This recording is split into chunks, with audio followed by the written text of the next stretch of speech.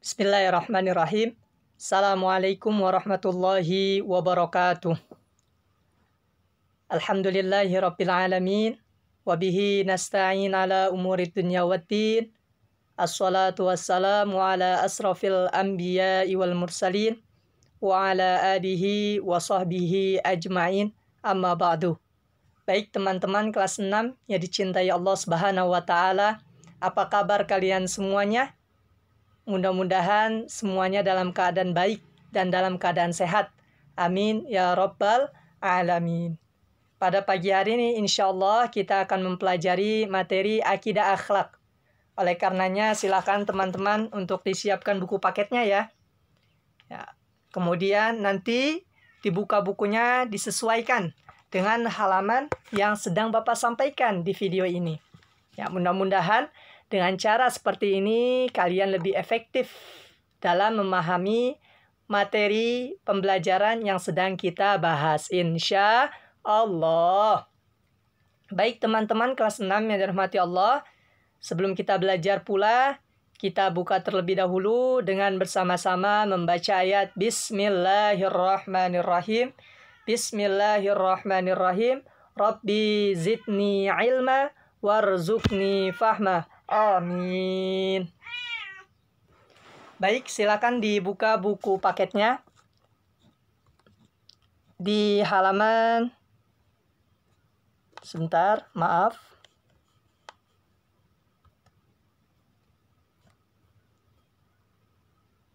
Oke, di bagian atau di bab yang kelima ya, yaitu sifat pemarah, fasik, dan pilih kasih. Sifat pemarah, fasik, dan pilih kasih. Baik teman-teman kelas 6, kira-kira sifat pemarah baik atau tidak ya? Kemudian sikap fasik baik atau tidak ya? Pilih kasih baik atau tidak? Oke, baik, terima kasih. Semua sifat ini, baik pemarah, fasik, maupun pilih kasih, semua ini tidak baik teman-teman. Ya, tidak harus ya. Kita harus menghindari dari sikap-sikap tersebut. Jangan ada di dalam diri kita. Pak, tapi kan kita manusia biasa, Pak. Terkadang ada marah. Iya, betul. Terkadang kita ada sifat marah. Namun, tetap nanti harus di tempatnya yang sesuai. Ya, jangan sampai kita sedikit-sedikit marah. Karena begini marah. Tidak seperti itu, teman-teman. Ya, nanti kita bahas. Ya. Oke, kalau kita melihat dari ilustrasi yang ada di gambar. Ya, amati gambar di bawah ini. Apa sih yang kalian lihat? Yang pertama, kalian melihat dua orang yang sedang bertengkar ya. Biasanya bertengkar ini mungkin karena ada sesuatu, mungkin karena merasa dibohongi, atau mungkin karena diperlakukan dengan hal-hal yang tidak pantas, atau diisengi sehingga marah. Kemudian ketika marah itu dikeluarkan, maka akan terjadi percekcokan, ya, permusuhan seperti yang ada di gambar tersebut. Nah, kemudian di gambar yang kedua ada apa nih? Ada orang lagi pusing atau marah terhadap dirinya sendiri ya. Mungkin karena sesuatu yang tidak tercapai, dia memiliki cita-cita yang tinggi, namun tidak tercapai, akhirnya marah terhadap dirinya sendiri. Ya, itu mungkin bisa saja terjadi ya teman-teman. Nah, adapun di materi ini yang akan kita pelajari, yaitu kita memahami apa sih pengertian dari pemarah, fasik, atau pilih kasih, dan bagaimana kita menghindari dari hal-hal tersebut. Nah, sekarang Bapak ingin bertanya, kira-kira kalian punya gak ya teman yang memiliki sifat pemarah? Ada gak? Oke. Kemudian, apa sih sikap kamu kepada orang yang memiliki sifat pemarah? Atau mungkin yang memiliki sifat pilih kasih ya, atau fasik. Nah, kemudian dan hal-hal yang lain yang insya Allah kita akan bahas di pertemuan ini. Oke, baik, kita buka di halaman setelahnya, di halaman ke-32.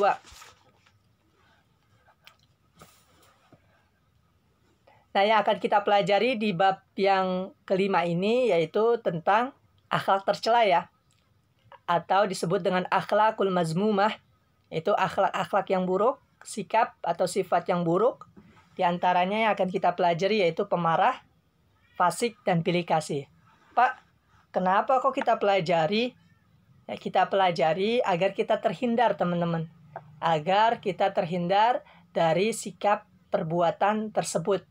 Sehingga ini menjadi pelajaran buat kita. Oh, begini toh kerugian yang akan ditimbulkan seseorang yang memiliki sifat pemarah. Oh, seperti ini toh. Seseorang yang memiliki sifat pilih kasih, akibatnya seperti ini. Nah, seperti itu teman-teman yang akan kita pelajari. Ya. Oke, baik. Yang pertama adalah marah. Ya. Apa sih, Pak, itu marah? Marah yaitu perbuatan tidak senang. Ya, atau mungkin teman-teman dalam kondisi yang sangat marah. Ya. Karena biasanya diperlakukan dengan hal yang tidak sepantasnya. Mungkin disengi oleh temannya.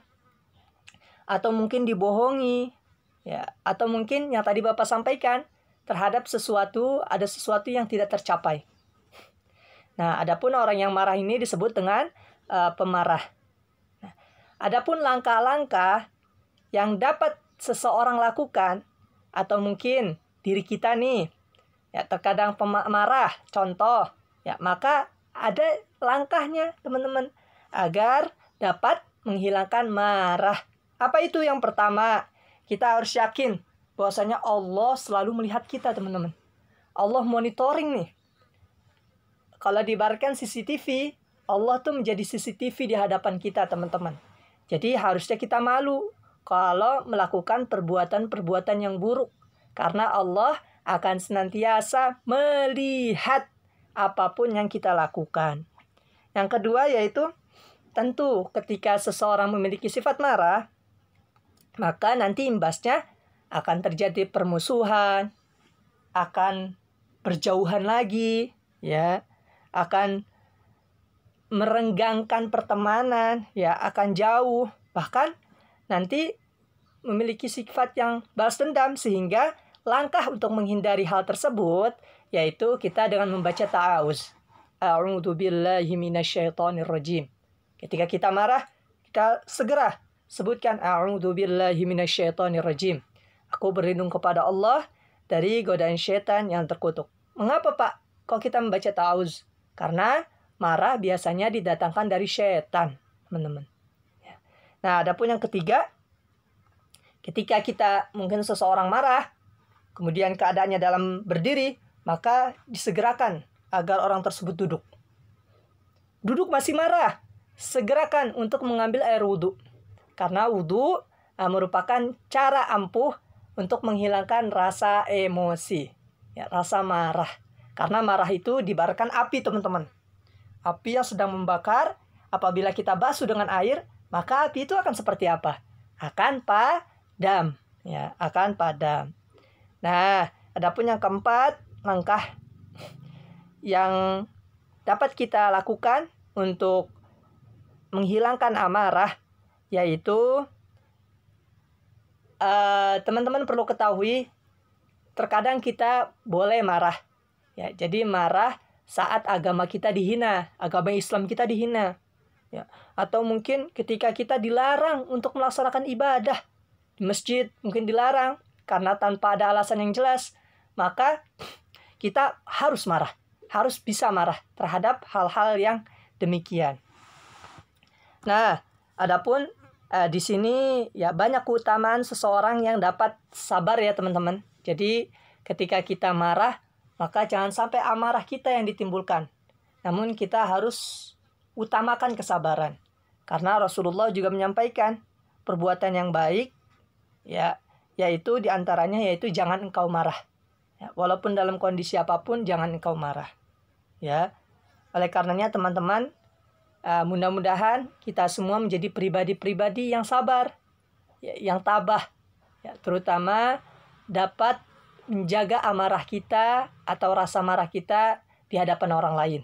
Ya, karena kita malu ya, di hadapan Allah, tentunya Allah Maha melihat atas perbuatan yang kita lakukan selama ini. Nah, adapun biasanya seseorang yang marah kan nanti jadi bermusuhan, ya teman-teman. Dan bermusuhan biasanya menjauh. Nah, bahkan ketika menjauh itu nanti ujung-ujungnya saling mendiamkan, tidak mau berbicara, tidak mau ngobrol. Ya. Nah, Rasulullah melarang seorang muslim dengan muslim lainnya jangan sampai mendiamkan saudaranya lebih dari 3 hari. Tidak boleh kita karena marah mendiamkan saudara kita lebih dari 3 hari. Karena di dalam hadis, la yahillu li muslimin ay yahjura akhahu fawqa thalath. Yang artinya tidak boleh bagi seorang muslim mendiamkan saudaranya, tidak bertegur sapa, tidak memberikan senyuman atau tidak menyapa karena permasalahan tersebut ya lebih dari 3 hari. Jadi kita tidak boleh ya teman-teman ya. Nah, adapun ketika seseorang marah, maka tentunya nantinya akan banyak kerugian yang akan diterima oleh seseorang yang memiliki sifat marah tersebut. Apa sih? Pertama, merenggangkan hubungan. Hubungan ini jadi jauh, baik kepada keluarga atau mungkin marahnya kepada teman, maka sama teman bakal jauh tuh. Ya, maka jangan sampai kita marah dengan emosi yang besar ya, atau marah-marah tanpa kejelasan dengan hal-hal yang kecil, jangan sampai. Kemudian jelas dapat menimbulkan penyakit hati. Kemudian juga dapat mencelakakan orang lain. Ya, bahkan dijauhi teman dan juga dibenci oleh orang lain. Terus bagaimana Pak agar kita tidak marah? Ya tadi, ya hal-hal yang perlu kita perhatikan agar kita bisa menghilangkan amarah. Ya, kemudian kita juga bisa melakukan hal-hal yang lemah lembut, ya, hal-hal yang kasih sayang, ya, karena sejatinya Allah juga mencintai seseorang yang berperilaku lemah dan lembut. Bisa ya? Jangan sampai kita menjadi orang yang sering marah, jangan. Ya, namun amarah ini kita jauhi. Ya, sifat marah ini harus kita jauhi dalam diri kita. Terkecuali apabila agama kita dihina atau kita dilarang ibadah, itu baru kita harus siap untuk marah bahkan melawan dalam kondisi tersebut. Oke. Adapun yang kedua yaitu fasik. Apa itu fasik? Fasik yaitu sesat atau keluar dari kesolehan.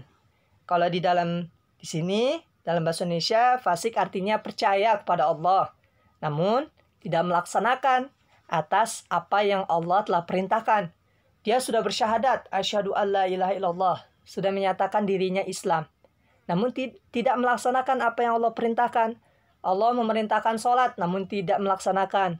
Allah memerintahkan untuk puasa Ramadan, tidak dikerjakan. Nah, ini adalah orang yang fasik karena tidak menjalankan ibadah yang Allah perintahkan. Nah, sini teman-teman,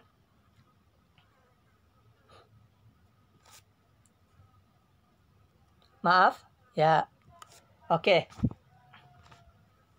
Jadi di dunia ini tidak sedikit orang-orang yang menuruti hawa nafsu teman-teman. Ya, karena tergoda dengan rayuan setan. Nah, setan ini tugasnya menyesatkan manusia teman-teman dari perintah-perintah Allah Subhanahu wa taala. Ya. Nah, orang fasik ini biasanya dia meninggalkan sholat 5 waktu, tidak berpuasa Ramadan, tidak mau membayar zakat, kemudian orangnya suka berbohong dan selalu jelas meninggalkan perintah Allah. Apa sih Pak ciri-ciri orang fasik? Malas ibadah. Ya, disuruh ibadah sholat 5 waktu tidak dikerjakan. Malas intinya. Kemudian suka mengadu domba. Ya, berbohong, sombong, angkuh, dan tidak mau menegakkan hukum yang Allah Subhanahu wa taala telah berikan atau telah tetapkan kepada seorang muslim. Kemudian ketika seseorang itu fasik, tidak menjalankan perintah Allah, maka hal ini akan merugikan dirinya sendiri dan juga nantinya akan merugikan orang lain. Nah, seperti itu. Mudah-mudahan Allah menjauhi kita ya dari sikap fasik. Nah, adapun yang terakhir yaitu pilih kasih. Ya, pilih kasih yaitu membeda-bedakan. Ya, membeda-bedakan kasih sayang, membeda-bedakan pemberian, ya, atau merendahkan yang satu namun meninggikan yang satu. Ya, seperti itu teman-teman. Nah, khususnya ini sebagai orang tua ya, orang tua jangan sampai membedakan kasih sayangnya kepada anak-anaknya. Ya, kemudian